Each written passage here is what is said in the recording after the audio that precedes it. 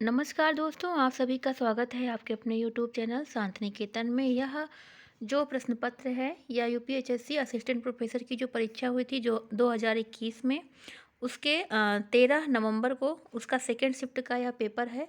ये समान अध्ययन का 30 प्रश्न लेकर हम यहाँ पर आए हैं। यह प्रश्न आप सभी के लिए बहुत ही महत्वपूर्ण है, जितने भी स्टेट असिस्टेंट प्रोफेसर के एग्जाम होने वाले हैं उन सभी के लिए।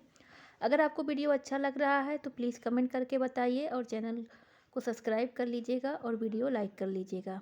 नहीं तो फिर हम ये सीरीज़ बंद करके हिंदी की ही सीरीज़ चलाएं, हिंदी का ही सॉल्व पेपर करवाएं। तो आप कमेंट के ज़रिए हमें ये बताइए कि क्या हम ये वाली सीरीज़ जारी रखें या फिर हम हिंदी का ही और सॉल्व पेपर लेकर के आएँ। तो इंतज़ार रहेगा आप सभी के कमेंट का। और अभी आज हम अपना यह प्रश्न पत्र शुरू करते हैं। पहला प्रश्न है हमारा,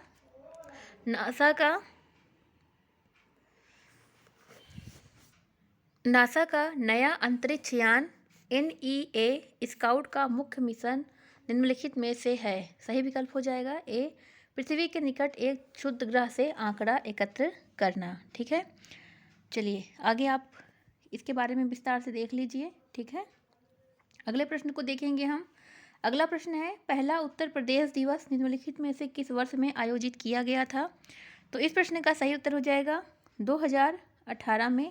मई 2017 में उत्तर प्रदेश सरकार ने हर साल 24 जनवरी को उत्तर प्रदेश दिवस मनाने की घोषणा की थी और तत्पश्चात 24 जनवरी 2018 को पहला उत्तर प्रदेश दिवस मनाया गया था।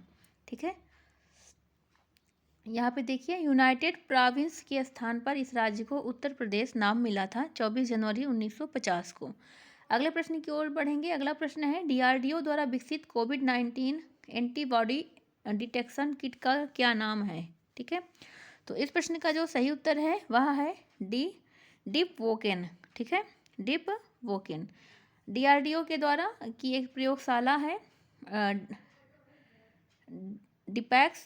ठीक है, डिपैस ने सीरो निगरानी के लिए एंटीबॉडी डिटेक्शन आधारित डिप्कोवैन, ठीक है, विकसित किया। चलिए आगे देखेंगे। अगला प्रश्न हमारा, अगला प्रश्न है, मिलान करना है, हमें सूची दिया है राज्य और उनके लोकप्रिय खेलों को मिलान करके बताना है। सही उत्तर जो हमारा है यहाँ पे वह हो जाएगा सी। ठीक है, केरल का जो खेल है वह है एथलेटिक्स, आंध्र प्रदेश का है बैडमिंटन, हरियाणा का है कुश्ती और उत्तर प्रदेश का कबड्डी। ठीक है, चलिए आगे बढ़ेंगे। यहाँ पे आप देख सकते हैं विस्तार में। अगला प्रश्न है, निम्नलिखित में से किस भारतीय राज्य या केंद्र शासित प्रदेश ने एक नए स्कूली बैग नीति शुरू की है। तो वह किया है दिल्ली ने। यहाँ पे आप देख सकते हैं। ठीक है, जिसका लक्ष्य है बच्चों के बैग का भार उनके वजन के 10% से अधिक ना हो। ठीक, यहाँ पे आप देख लीजिए। चलिए आगे बढ़ेंगे। अगला प्रश्न है, शिक्षक द्वारा छात्र में आया परिवर्तन परिलक्षित होता है उसके किस चीज़ में। तो उसके अभिवृत्ति में, उसके एटीट्यूड में जो परिवर्तन आता है वह शिक्षक द्वारा छात्र में आया परिवर्तन परिलक्षित होता है छात्रों के एटीट्यूड में। ठीक है, अभिवृत्ति जो है किसी विषय वस्तु के प्रति व्यक्ति के रुझान और प्रवृत्ति को प्रदर्शित करती है। शिक्षण उन्हीं रुझानों एवं प्रवृत्ति को परिवर्तित करता है। चलिए आगे बढ़ेंगे। अगला प्रश्न है, मनोगत्यात्मक क्षेत्र के शैक्षिक उद्देश्यों के वर्गीकरण को प्रतिपादित किया गया था। सही विकल्प हो जाएगा ब्लूम। ठीक है, ब्लूम महोदय ने शैक्षिक उद्देश्यों को 3 भागों में वर्गीकृत किया था। 3 भाग, और इस वर्गीकरण का आधार बालक के व्यवहार में परिवर्तन, विकास और व्यक्तित्व है। 3 वर्गीकरण थे, ज्ञानात्मक पक्ष के आधार पर, भावात्मक पक्ष के आधार पर और मनोगत्यात्मक पक्ष के आधार पर। इनके ज्ञानात्मक उद्देश्य के 6 स्तर निम्नलिखित इस प्रकार थे, जैसे ज्ञान, अवबोध, अनुप्रयोग, विश्लेषण, संश्लेषण और मूल्यांकन। ठीक, आगे बढ़ेंगे। अगला प्रश्न है, नैक का पूरा नाम क्या है। ठीक है, तो सही विकल्प हो जाएगा D, national assessment and accreditation council. ठीक, चलिए आगे बढ़ेंगे। अगला प्रश्न है, नैक भारत के उच्च शिक्षा और अन्य शिक्षा संस्थानों को आकलन और प्रत्यायन यानी मान्यता देने का कार्य करती है। यह 1994 से बेंगलुरु में स्थित है। ठीक है, अगला प्रश्न है हमारा, प्रथम राष्ट्रीय शिक्षा नीति कब घोषित की गई थी। तो सही विकल्प हो जाएगा सी, 24 जुलाई 1968 को प्रथम राष्ट्रीय शिक्षा नीति घोषित की गई थी। ठीक है, अभी जो नई शिक्षा नीति आई है वह कब आई, आप सभी कमेंट करके बताइएगा हमें। ठीक है, इसी नीति के तहत ऑपरेशन ब्लैक बोर्ड लॉन्च किया गया था। ठीक है, यहाँ पे और इसी नीति के तहत मानव संसाधन विकास मंत्रालय का नाम बदलकर शिक्षा मंत्रालय कर दिया गया था। ठीक है, चलिए आगे बढ़ेंगे। अगला प्रश्न है हमारा, विश्वविद्यालय अनुदान आयोग का ऐसा गत्यात्मक पोर्टल जिसका लक्ष्य विश्वविद्यालय परिसरों में महिलाओं का सशक्तिकरण है को जाना जाता है। तो इस प्रश्न का जो सही उत्तर है वह क्या होगा? तो इस प्रश्न का सही उत्तर हमारा है डी, सक्षम। ठीक है, सक्षम पोर्टल के तहत। चलिए यहाँ पे आप देख सकते हैं, विश्वविद्यालय आयोग ने महिलाओं में उच्च शिक्षा के क्षेत्र में विश्वास बढ़ाने, एक सुरक्षित वातावरण हेतु इस पोर्टल की शुरुआत की है। यह महिला सशक्तिकरण बढ़ाने और उनमें जागरूकता पैदा करने का गत्यात्मक पोर्टल है।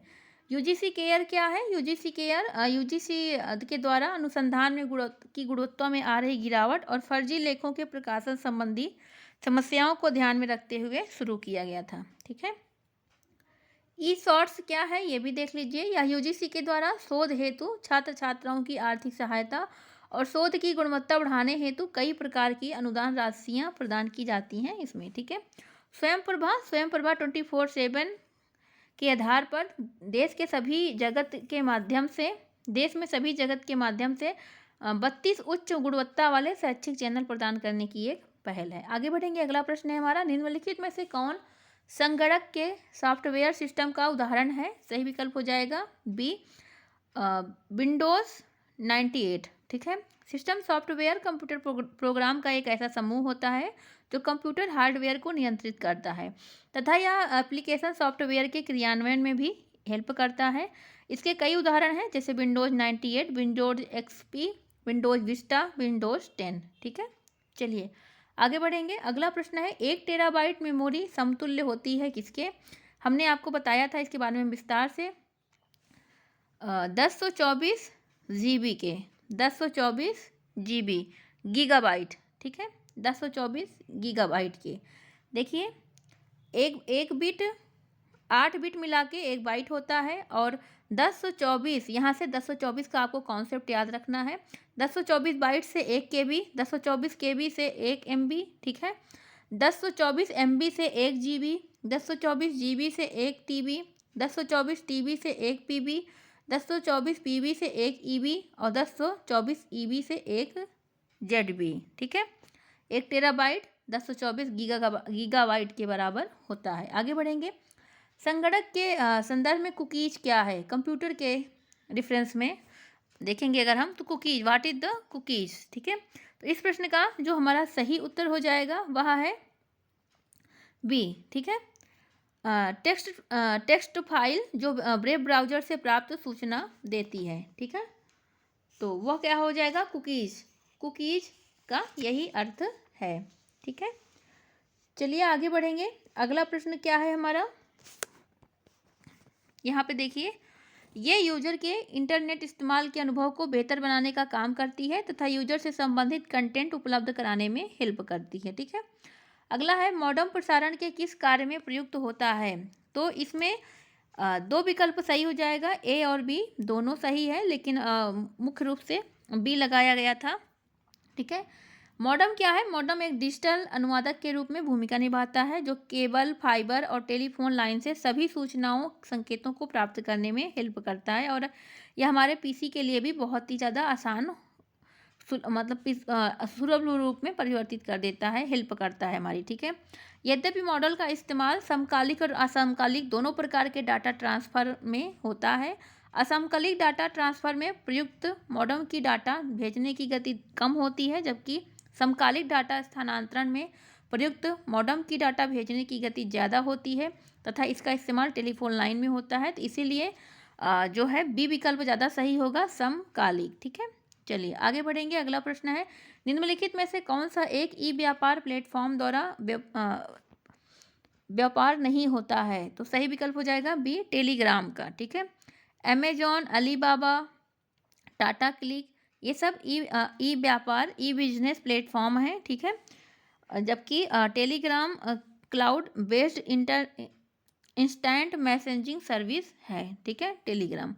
आगे हम बढ़ेंगे। अगला प्रश्न है, संयुक्त राष्ट्र द्वारा किस दशक को जैव विविधता दशक घोषित किया गया है? तो सही विकल्प हो जाएगा बी, 2011 से लेकर 2020, ठीक है, इसको जैव विविधता दशक घोषित किया गया है। इसकी घोषणा 22 दिसंबर 2010 को उस समय हुई जब जैव विविधता के अंतर्राष्ट्रीय वर्ष 2010 पर जैव विविधता के नुकसान को कम करने अपना संकल्प पत्र पारित किया था, ठीक है।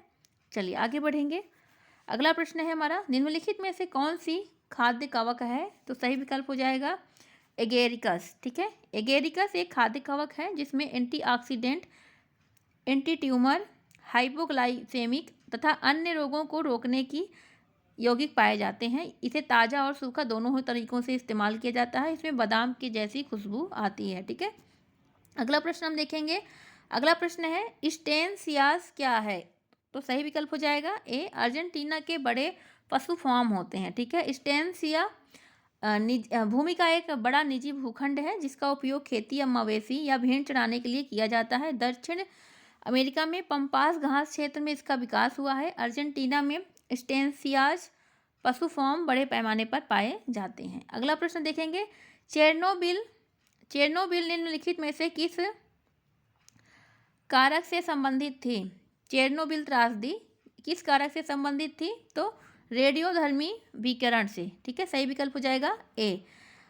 अप्रैल 1986 में यूक्रेन के चेरनोबिल परमाणु संयंत्र में घटना दोषपूर्ण रिएक्टर प्रणाली और संयंत्र में कार्यरत कर्मियों की गंभीर चूक का परिणाम थी। संयंत्र में भाप से उत्पन्न विस्फोट और आग के कारण रेडियोधर्मी विकिरण यूरोप के विभिन्न भागों में फैल गया था। चेरनोबिल त्रासदी एक अनोखी और वाणिज्यिक परमाणु ऊर्जा के इतिहास में एकमात्र ऐसी दुर्घटना थी जहां विकिरण से संबंधित मौतें हुई, ठीक है। आगे बढ़ेंगे। अगला प्रश्न है, जैव विविधता निम्नलिखित क्षेत्रों में से किसमें अधिक पाई जाती है? तो सही विकल्प होगा ए, आर्द्र उष्णकटिबंधीय क्षेत्रों में सबसे अधिक जैव विविधता पाई जाती है। क्यों? क्योंकि वहाँ अत्यधिक वर्षा और उच्च तापमान होने के कारण। अमेजन बेसिन, कांगो बेसिन के संवहनीय वर्षा वनों में उच्च जैव विविधता पाई जाती है। आगे बढ़ेंगे। अगला प्रश्न है, किसने कहा कांग्रेस से भी पवित्र एक और वस्तु है और वह है भारतीयों की स्वतंत्रता? तो वह कहा है चित्तरंजन दास ने, ठीक है। चलिए आगे चलकर चित्तरंजन दास जी ने 1 जनवरी 1923 को कांग्रेस खिलाफत स्वराज पार्टी का गठन किया, ठीक है। अगला प्रश्न है, किसने तत्कालीन स्वराज पार्टी को भारत की सबसे बड़ी सुसंगठित पार्टी माना? तो सही विकल्प हो जाएगा बी, ठीक है, बर्किनहेड ने, ठीक है। स्वराज पार्टी की स्थापना CR दास मोतीलाल नेहरू ने 1 जनवरी 1923 को किया। बर्किनहेड ने स्वराज पार्टी को भारत की सबसे सुसंगठित पार्टी माना है। अगला प्रश्न है, निम्नलिखित में से कौन कायांतरित सेल का एक रूप नहीं है? तो इस प्रश्न का सही विकल्प हो जाएगा डी, बेसाल्ट। संगमरमर, ग्रेफाइट और सील्ट कायांतरित सेल के रूप में है, जबकि बेसाल्ट जो है वो आग्नेय सेल होती है जो ज्वालामुखी उद्गार के पश्चात तरल लावा के ठंडे होने के कारण से बनती हैं। तो जो बेसाल्ट सेलें होती हैं वो कायांतरित सेल नहीं हैं। इसके अलावा संगमरमर, सीस्ट और ग्रेफाइट ये सभी कायांतरित सेलें हैं। अगला प्रश्न है, महासागरीय जल में लवणता कब घटती है? तो इसे थोड़ा छोटा कर दें तो आपको दिखेगा। तो कब घटती है? जब भारी वर्षा होती है। जब बहुत भारी वर्षा होती है तब महासागरीय जल में लवणता घटती है। सही विकल्प हो जाएगा सी, ठीक है। सागरीय जल के भार और उसमें घुले हुए पदार्थों के भार के अनुपात को सागरीय लवणता कहते हैं, ठीक। 1884 में चैलेंजर अन्वेषण के समय डिटमार ने समुद्री जल में 47 प्रकार के विभिन्न लवणों का पता लगाया था, जिसमें से 7 थे sodium chloride, magnesium chloride, magnesium sulphate, calcium sulphate, potassium sulphate, calcium carbonate, magnesium bromide, ठीक है। तो यहाँ पे आप इसको देख लीजिए। महासागरीय लवणता का भारी वर्षा से व्युत्क्रमानुपाती संबंध होता है, अर्थात जब महासागरीय जलीय क्षेत्र में वर्षा अधिक होगी तब लवणता की मात्रा घटेगी और जब वर्षा कम होगी तब लवणता की मात्रा बढ़ेगी, ठीक है। अगला प्रश्न है अरावली श्रृंखला किस पर्वत निर्माण काल से संबंधित है? तो सही विकल्प हो जाएगा डी, कैलिडोनियन।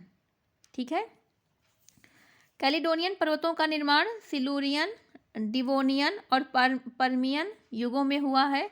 स्कॉटलैंड के प्राचीन पर्वत कैलिडोनिया के आधार पर तत्कालीन समयों में निर्मित सभी पर्वतों को कैलिडोनियम क्रम के पर्वत कहा जाता है। तो अरावली श्रृंखला किस पर्वत निर्माण काल से संबंधित है? तो कैलिडोनियन। ठीक है, आगे बढ़ेंगे। अगला प्रश्न है भारत के संविधान के अनुच्छेद 12 के अंतर्गत राज्य में शामिल है क्या? तो उपर्युक्त सभी। अनुच्छेद 12 के अंतर्गत भारत सरकार, भारत की संसद और भारत राज्य क्षेत्र के भीतर स्थानीय अथवा अन्य सभी प्राधिकरण शामिल हैं। ठीक है, भाग 3 के अनुच्छेद 12 से 35 तक मूल अधिकारों का विवरण है। संविधान के भाग 3 को भारत का मैग्ना कार्टा भी कहा जाता है। ठीक है, और यहाँ पे अनुच्छेद 12 की बात हो रही है। चलिए आगे बढ़ेंगे। अगला प्रश्न है भारत के संविधान का अनुच्छेद 48 का संबंधित है। ठीक है, 48 का संबंधित है किससे? तो इस प्रश्न का सही विकल्प हो जाएगा ए, बालकों के लिए मुफ्त एवं अनिवार्य शिक्षा से। सॉरी, यह सही विकल्प हो जाएगा हमारा सी है सही विकल्प, ए नहीं है, सी है वन एवं वन्य जीवों के संरक्षण से। ठीक है, यहाँ पे देखिए 48 का पर्यावरण का संरक्षण, संवर्धन, वन एवं वन्य जीवों की रक्षा से संबंधित है। ठीक है, 42वें संविधान संशोधन अधिनियम 1976 के द्वारा इसको जोड़ा गया था। अगला प्रश्न है हमारा संविधान के निम्नलिखित में से किस अनुच्छेद के अंतर्गत वार्षिक बजट प्रस्तुत किया जाता है? तो हमारा जो वार्षिक बजट है वह अनुच्छेद 12 के अंतर्गत, ठीक है, प्रत्येक वर्ष प्रस्तुत किया जाता है। चलिए, यह वित्तीय वर्ष 1 अप्रैल से 31 मार्च में सरकार के अनुमानित प्राप्तियों एवं व्यय का विवरण होता है। पहला बजट 1947 में प्रस्तुत किया गया था। आगे देखेंगे। अगला प्रश्न है भारत के संविधान के किस अनुच्छेद में कार्योत्तर कानूनों से संरक्षण का प्रावधान किया गया है? तो सही विकल्प हो जाएगा सी। ठीक है, अनुच्छेद 20(1) में। ठीक है, अनुच्छेद 20(1) में दिया गया है कि किसी व्यक्ति को किसी अपराध के लिए तब तक सिद्ध दोष नहीं ठहराया जाएगा जब तक उसने ऐसा कार्य करने के समय जो अपराध के रूप में आरोपित है किसी प्रवृत्त विधि का अतिक्रमण न किया हो और उस समय अपराध किए जाने के लिए जो दंड अधिरोपित की जा सकती है वह उससे अधिक भागी ना हो। ठीक है, इसे ही कार्योत्तर कानूनों से संरक्षण कहा जाता है। आगे बढ़ेंगे। अगला प्रश्न है 1994 में अग्रणी व्यापारी और उद्योगपतियों JRD टाटा, GD बिरला अन्य ने मिलकर के भारत के आर्थिक विकास हेतु एक योजना प्रस्तावित की। उस योजना को क्या कहा जाता है? तो उसे कहा जाता है बॉम्बे प्लान योजना। द्वितीय विश्व युद्ध के दौरान देश के 8 बड़े उद्योगपतियों के द्वारा प्रस्तावित आर्थिक विकास हेतु एक योजना बनी थी बॉम्बे प्लान योजना, जिसमें JRD टाटा, घनश्याम दास बिरला, अर्देशीर दलाल, लाला श्रीराम, कस्तूरी भाई लाला भाई, अर्देशी दर्शव श्राफ, सर पुरुषोत्तम दास ठाकुर दास और जॉन मथाई, ये सारे लोग शामिल थे। ठीक है, तो इस प्रकार यह प्रश्न था 30। अगर आपको वीडियो ये सही लग रहा हो तो प्लीज़ कमेंट करके बताइए किसे कंटिन्यू करना है या नहीं तो हम फिर हिंदी वाला ही जो सीरीज है उसे ही कंटिन्यू करें। और वीडियो अगर अच्छा लगा हो तो प्लीज़ वीडियो लाइक करिएगा और चैनल को सब्सक्राइब कर लीजिएगा। धन्यवाद।